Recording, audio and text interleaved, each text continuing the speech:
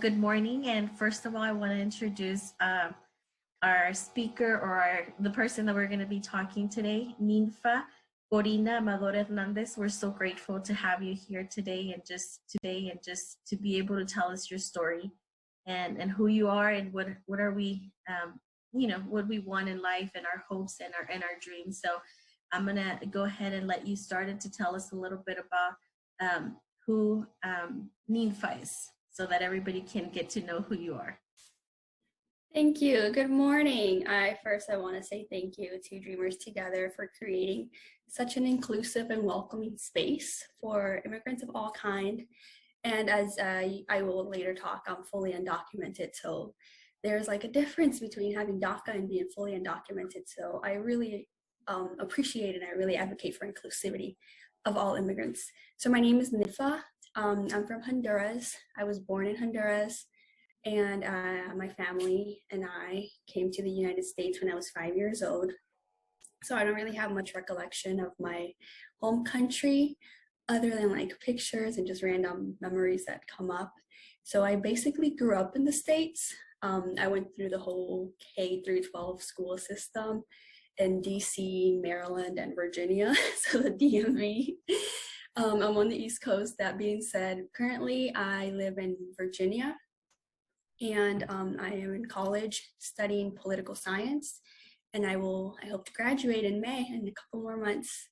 So as I said, my journey started back when I was 5 years old. That's when my family migrated, or my mother migrated here to the States. My maternal family, most of them are here. And our immigration story started with my grandpa back in the 90s. Like the wars in El Salvador and Honduras created like disruption and just chaos in our home countries. And at that time, the US was granting some immigrants like TPS or like some type of status to come to the States. And not just wars, but like natural disasters too. I think, I forget the huracan that came through. I think like Huracan Mitch, I always hear my grandpa talk about it. I believe that's the one that was in the 90s. So there was just a lot of things that were going on that caused that wave of migration for my family here. And then my mother made that choice as well, a decade later, for herself and her 2 children that she had at the time. So that's how we started. Yes, well, thank you for, sometimes we sometimes know that we've been here, but we don't know what lead to bring us here, and so it's always good to know that it was not just one day our parents decided to get up and bring us, like there's different types of things that bring us to this place. But and what's like your family dynamic? Do you have siblings? Were you the only one that travel, or? So as I said, when my mother made the journey, I do have siblings. She made the journey with my younger brother first, and then I came after with an aunt. So that's like I've heard like people do that, like they come with different family members, and when I came with different family members too who are about my age with their aunts. So I am the oldest of 4 siblings. So 2 of us were born in Honduras, myself and my brother, and then I do have 2 younger siblings who were born here in the States. And my mother is the oldest of her father's kids, so I am the oldest grandchild and the oldest prima, the oldest cousin. So I do have cousins ranging from, I think the closest one to my age that I call her a cousin is like 18. And then the youngest one is like 2 months. Literally, he was just born in November. So I have A range of cousins, right? I think Hispanic families are known for having different age cousins. You're like already old enough, and then we have babies on the family. So, and can you recall like maybe your journey when you were coming from Honduras, or do you not remember how? Yeah, I do remember some of it. Can you some of that with us? Of course. So as I said, my mother came first, so I didn't come with her. And this may not be 100% accurate, so I'm not like telling historical facts here, but it's just what I remember. I stayed with my grandma during that time that my mother came to the States and like she was figuring her stuff out. She left me. I was 5 years old, or maybe 5 or 4. She left me with my grandma, and I stayed with her. And then I have an uncle here who had a wife in Honduras, and so they were trying to bring her over, and they like my mom wanted me to be here too, so they made the connection of her to go to where like I lived with my grandma at the time and come get me so we can go. So I remember this. I've never met this lady before. I remember this lady just like coming to like El Barrio where we used to live, and I knew it was her because she was different and I'd never seen her before, and she was asking for my grandma's house. So like that happened, and then I recall getting on the bus. I'm not sure how many days later. I don't know like when that happened, if there was a time lapse or like perhaps the next day. So the next day we got on a bus, and I think we took lots of buses, and that's the journey north through the bus line. And I did come with that like tia, and then I had 2 other family members who also came with another tia. So like we're all related, but kind of like second cousins, como les dicen acá. So it was like a group of us, like a little family coming up north. And I don't remember specifics. Like I don't remember like, oh, this happened in Guatemala or this happened in Mexico. I just know it happened. I do recall I was the youngest of that little group of us. And I used to get like carried by like other men who were in the group because I was the youngest, and like me tenían lástima. So, you know, they like pitied me. So they would carry me like on their shoulders through the long walks. That's one thing I remember. And then another thing I remember is, so like we crossed through the southern border, but we didn't do it legally, of course. So there was like this one time we were like in a field, and we could see like the lights, like the mira, and the lights were shining, and like people were like, okay, get down. And then I had like a little caterpillar crawl on me, screamed. And so like we're all trying to like stay down low and quiet, and I'm over here like screaming because a caterpillar is on me. So like that was like, I don't remember if it was scary or not, but like that I like put our group in danger. Like we had to like scuffle and like or keep running away. So that's like a peculiar moment I have. And I think like one of my cousins that I was traveling with, like she brought it up once. She's like, you know, that time you almost got us caught because you were screaming. I was like, I was a kid, I didn't know any better. So I do clearly remember that. And it like it is true because I like, as I said, I think my cousin like brings it up. I'm gonna have to double check with her after this call. So that, and then I think I recall like literally like passing like through the Rio Grande, like in the water with like these big floaties, like black, like sturdy floaties. Like we would cross on them with like our things in bags so they wouldn't get wet. And after that, like ICE picked us up, or CBP, I'm not sure who actually does it. I think it's CBP because it's at the border. So they picked us up, they took us to their processing center. And I remember getting like this cold sandwich. Like it was just bread, maybe cheese and like ham, and like being like behind bars with, I just remember that happening. And perhaps like going through the processing line where you get fingerprinted. And so that was that. And after we got processed, this was in Houston in Texas, we have deals over there. So I stayed with a deal with his family for a while, and he is my grandpa's brother. So that's how we're related. So my grandpa came from the DMV to, like, he drove in his white Ford Expedition. That was a thing back then. He drove from the DMV to Texas to pick us up, and I forgot who he took with him. So he drove there to pick us up, and then we drove back to the DMV. And I just remember like losing this really cute pair of jeans I had that were like bell bottoms and like red stripes going down. Like that was one thing I also remember. But then yeah, since then, like around 2005, I've been in the DMV. I basically like came here and got to school because I was school aged. And since then, I just been going through school, elementary, like any other kid, I guess. Yes. And in fact, during that time, and it's, when did you realize that because like you said, going to school like any other kid, and it happened. We go to school, we don't realize that we're different, and in a way that we look the same. We have, it seems like we have the same opportunities, but there's certain opportunities. When did you realize that um, we did not have the same opportunities as the rest of the kids? I think it was like couple like small little realizations and then like more bigger ones. So like in elementary school, we I always had I always struggled like paying things like meals. Like that's I think we still have meal debt in school. So like I was one of those kids with meal debts in school.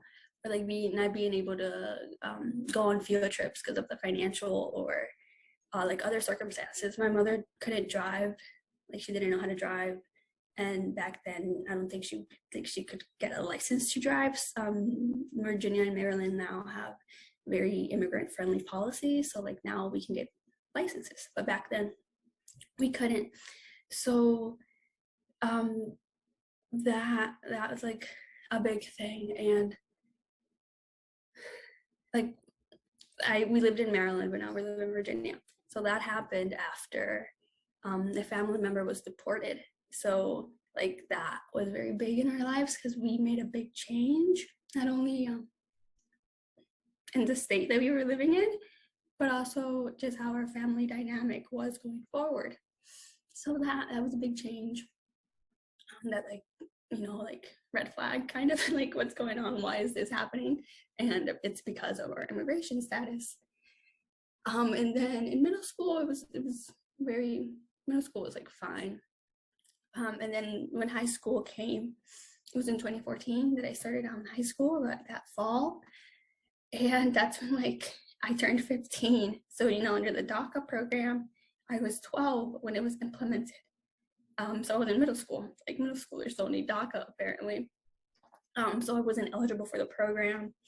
But then I knew that once I turned 15, I was going to be eligible for the program.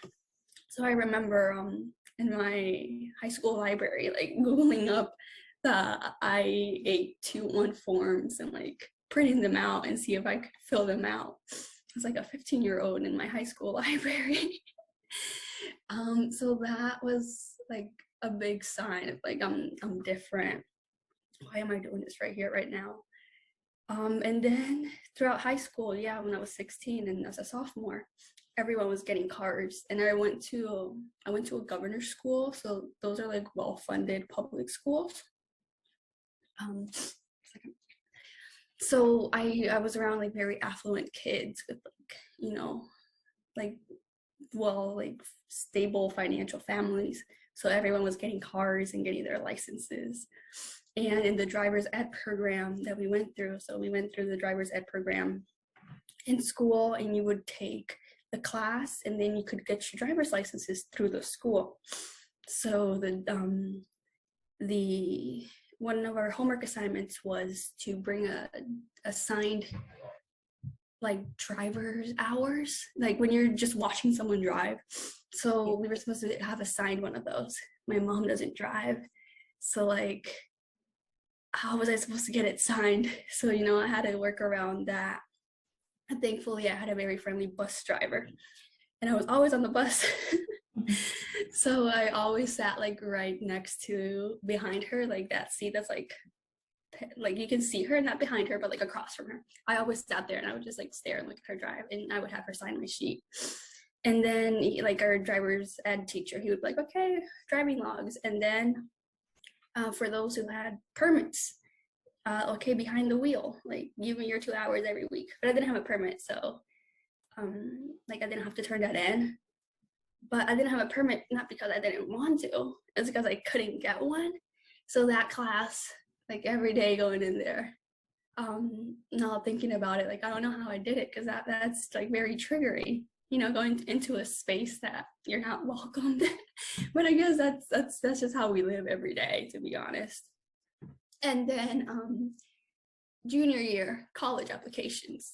The high school I went to is like, very rigorous, and everyone goes there. Everyone there goes to college. Like everyone there gets into a college, this and that. Like it's basically like a college prep school. I loved the education I got there.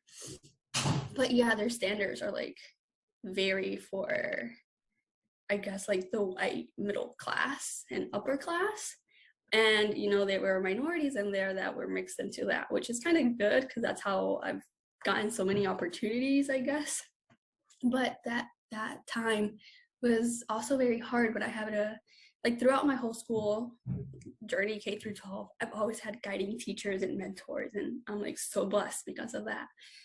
So I had a very kind counselor who was like, you don't need an immigration status to go to college. You can go to college. It's just the financial part that's going to be rough. So what we're aiming for is to get a full scholarship, a full ride. And I was like, okay, I guess that's what we're aiming for. But during high school, I worked. I babysat my siblings. I'm the oldest of 3. My mother was working, so I was usually like the head of the house whenever she wasn't there. So I had a lot of other responsibilities going on. And I really liked school, but there were some materias, like some subjects that I just like couldn't like ace. So my grades weren't that great. Like I had A's and B's and I think like a C. And I had a 3.6 GPA, I think, something like that, or 3.5. And that's a good GPA, but compared to the rest of the kids in my school, pues no, like, it was good, but in comparison, no. And like that school that I went to, that high school, they aim for like top Ivy Leagues and this and that. So like those are the schools that they're aiming for. And I was told, yeah, you can aim for these, but look at the data, like from our students, your data points like a little outlier over here, or everyone's over here. So that process was stressful, but at the end of the day, like I still went through it. I didn't get a full ride, but I got a full tuition scholarship, and I was able to go to a liberal arts college that no one knows the name of, but like education is still education, a diploma is still a diploma. So that process, during the college process, I had my immigration status like on the forefront. And then junior year 2, there was this class called We the People. Most schools, I'm not sure if most schools have it, but it's like a civic class program. And I went to a government and international studies school, so that's their focus. And We the People was like, you're a senior, you go into that class, it's like an amazing class. So I was applying to that. And they go to states, it's a competition class, like kind of like a debate about the Constitution of the US. So you go to competitions, and then if you win like local states, then you go to nationals, which is in DC. And I was really excited, but I was like worried because I wasn't sure how we were going to travel to DC. So I believe that's when I like first like talked to an administrator, like a teacher, about my status. And once again, he was like very kind, and he was like, he encouraged me, he supported me, and I got into the program, and like immigration status wasn't required, because I'm not sure why I was worried in the first place, but like I was worried, but that wasn't required. And then my final year of high school, I was a senior, so I was taking my capstone class, and that class, it had a trip component. We were studying Middle East and North Africa, and we had an excellent instructor who's very knowledgeable on that topic, and there was a trip component to Morocco. So like the whole year since September, we were working on papers, learning Arabic, learning the culture. And I like sat like right in the front because I really love this teacher, and like I usually sit in the front because that's where I hear best. So I was there like helping her. I think I even became the class secretary for some assignment about the trip. And I was in the whole process. We did a fundraiser, a bazaar, which was like really big. We had like 30 vendors outside of the school come to this high school and like sell things, and we were able to make funds for that for our trip. And I believe I was very involved in that process, but I couldn't leave the country. Like that was really heartbreaking. And they left for a week, and I was the only one who was in that class who didn't leave for the week.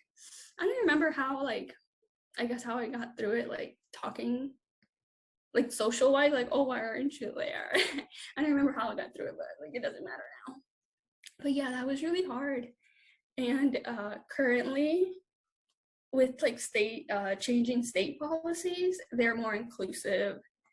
As I noted, the driver's licenses. So it's been a little easier as I've like gotten out of high school, but at the same time not, because now I'm an adult.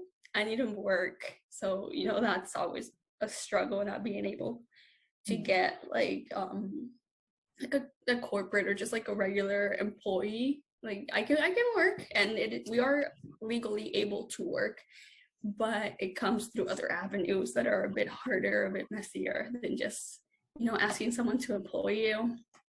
And I mentioned I'm in college.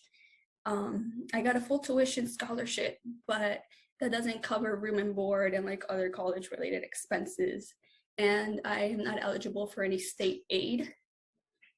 You know, that students, other citizen or documented student, not even like other people can get.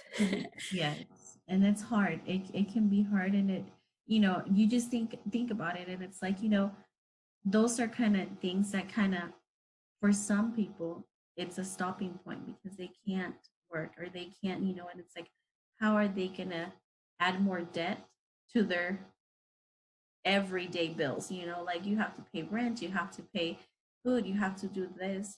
So it's very hard, and it can be very hard, and thank you for sharing all that, because you know sometimes it's good for people to know that it's not just, you know, well, they can study, yes, but it takes more than just studying. You know, it takes, where is the money going to come from, where am I going to be able to pay, you know, my tuition and my rent, because then you have to see what are you going to pay, you know, and it's like, Yeah. it can be hard. It can definitely be hard. So So I just like to add one more thing. Like I am in college, but I graduated in 2018 from high school, and I took a gap year. Like that's another thing. Like because of my immigration status and the financial aspect of college, I could not just go straight into college. So I took that gap year, and I worked, and that kind of helped me like financially for the next process of college. yes. Well, that's very encouraging to know that, you know, even though you're in this situation, that has not stopped you, and it's very encouraging, not just for anybody that's gonna hear this video, but everybody to see that, you know, it's inspiring to know like we can still do it, and even though we might go through struggles, at the end of the day, you know, we're here to make dreams, and you know, one dream at a time, and that's you know, our hope, that one dreamer at a time we can come to accomplish so many things, and so many um, amazing, you know, careers, and that's my hope for you, that one day you'll be able to have that career, because you deserve it.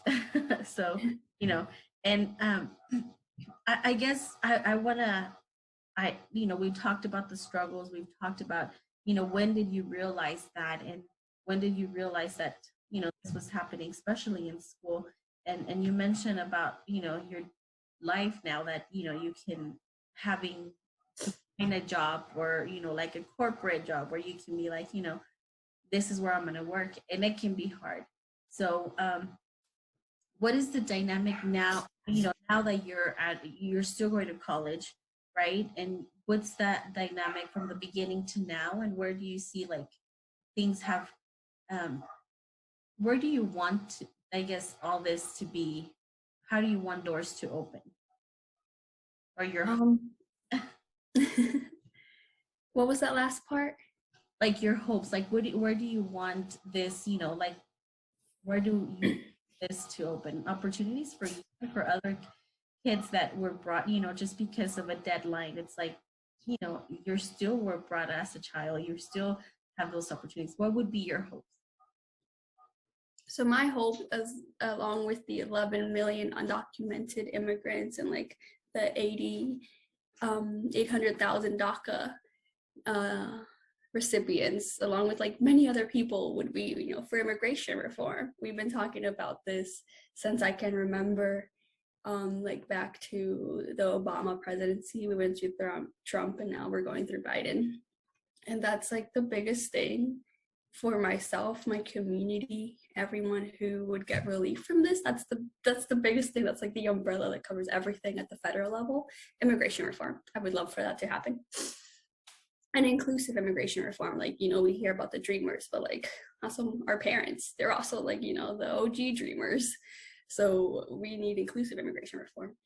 But since that big umbrella can't protect us from all the rain, like a poncho would do. So perhaps state and local policies. And as I mentioned, Virginia and Maryland, that are the two states that I'm most familiar with because I live on the East Coast. They are like slowly passing more and more inclusive immigrant-friendly policies and legislation, like driver's licenses for all, like tuition for undocumented students that's the same as other state residents, state tuition. For those of you who may not know, or those who know, before this semester, this 2022 school year in Virginia, undocumented students were charged out of state tuition. So that's just, and that happens in many other states too. So that's just wrong, I believe.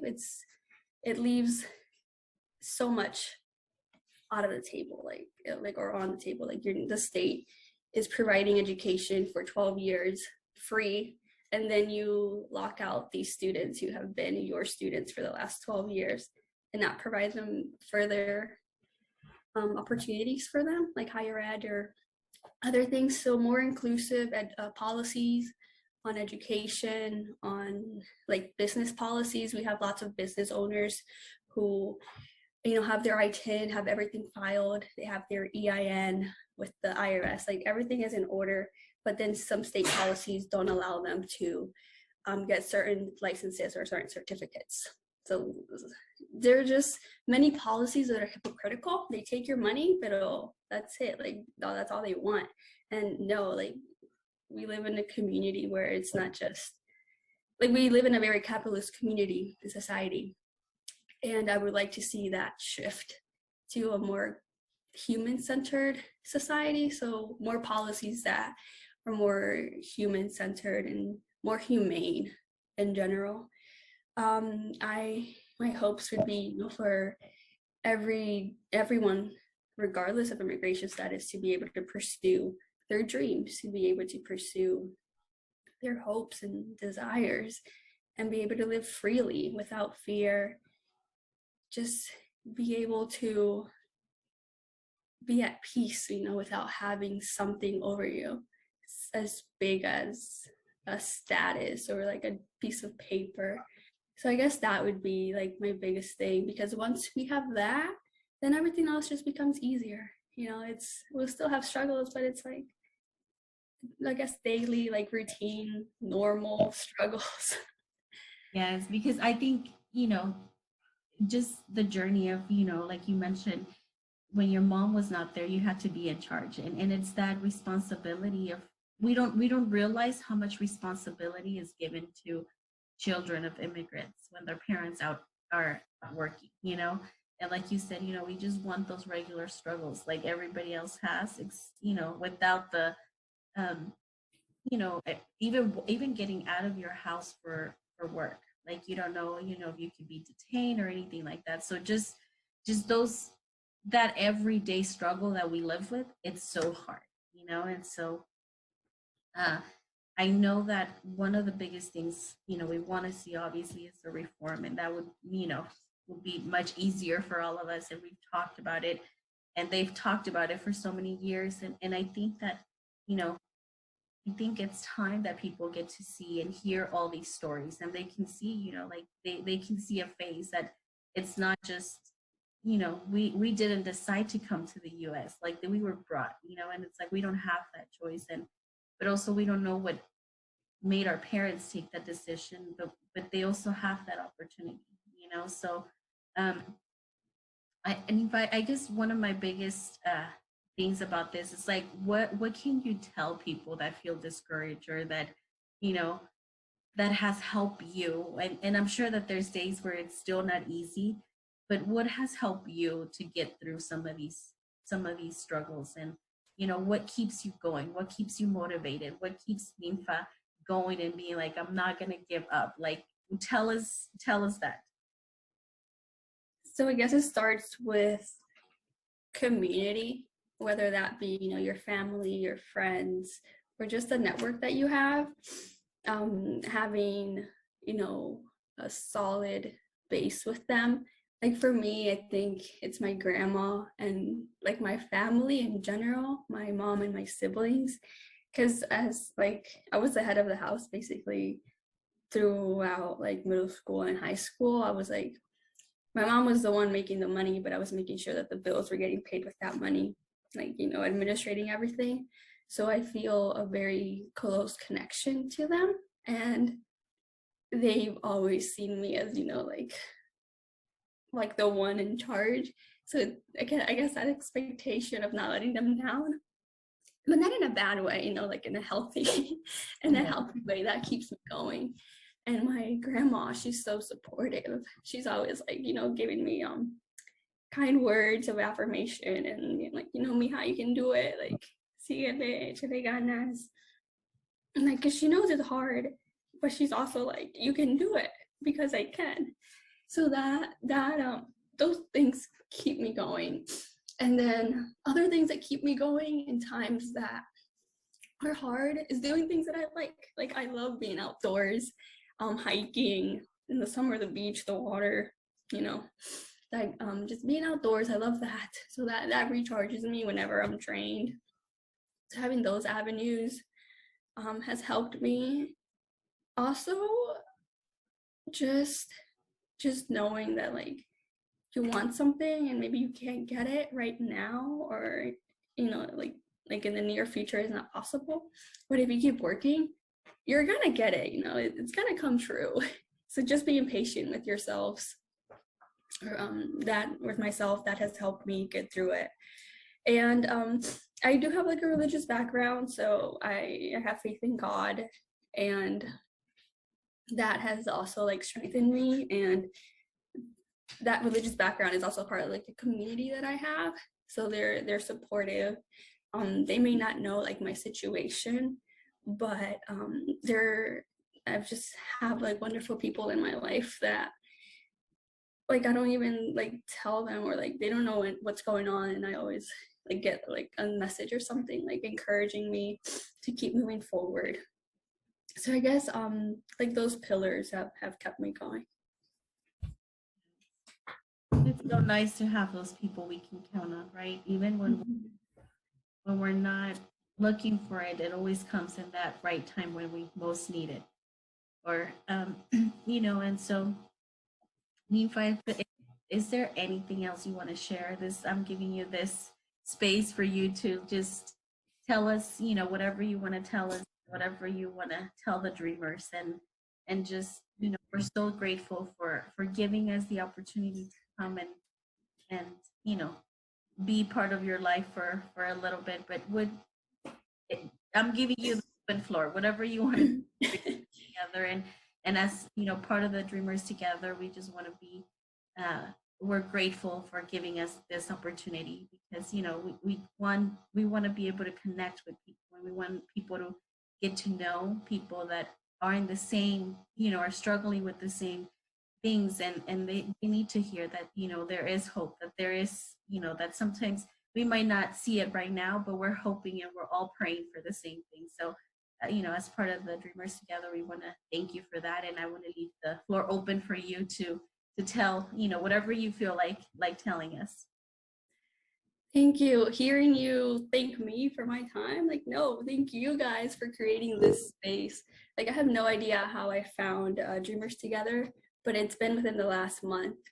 And one thing that I want to share is actually something that Vanessa, your CEO, the big boss, has actually said. Like, I forget if it was in a podcast or in a live. She's everywhere.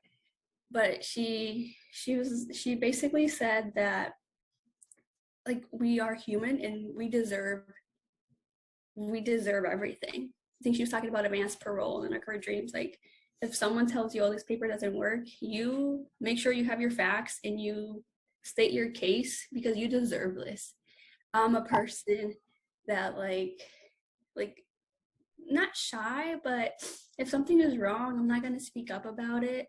And like Vanessa was like, if your cookies are hard at McDonald's, I think these are like her words, you tell them, go heat this up, or like, can you please heat these up? Like, you're just not going to take that. And I've been a person that I just take, like, if the cookies are hard, it's okay. Like, I'll dunk them and they'll get soft. And I guess that's a trait that I have, and that close people around me have told me that it's like, it's not good, because it's not showing your true self-worth. And everyone has self-worth regardless of like immigration status, of financial status. Like, we all have a self-worth that we're born with, just because we're humans and we were worthy of it, and we don't have to prove anyone for it. It's ours and ours forever. So being more adamant about what you want, and being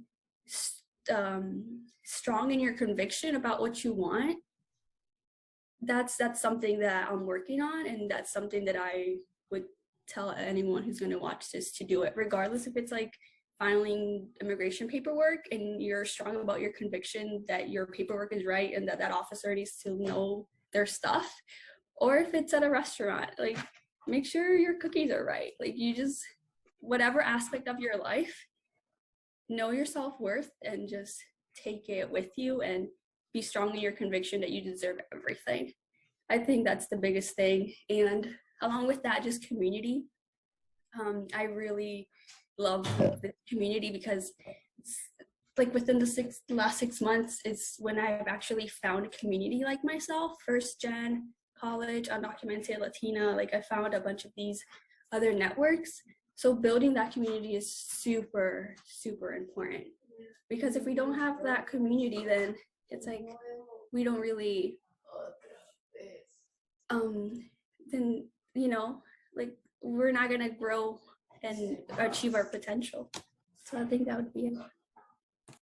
Well, thank you so much. Like I said, we're so grateful for you. And we want to continue hearing about Ninfa, and whenever all of this opens up and everything, maybe we can hear back from you, and continue to, maybe see where the journey's going in 6 months or a year. Because sometimes we always like to hear, great outcomes and great stories. And we just, our hope for you is that doors open up, and that, one day you get to travel around and you get to go back and visit family in home country. So, that's our wish, that you can have your dream job, you can finish, college and do what you need to do. So that's our hope for you. So thank you so much. And I just hope everybody enjoyed, this time with Ninfa. We just are grateful. So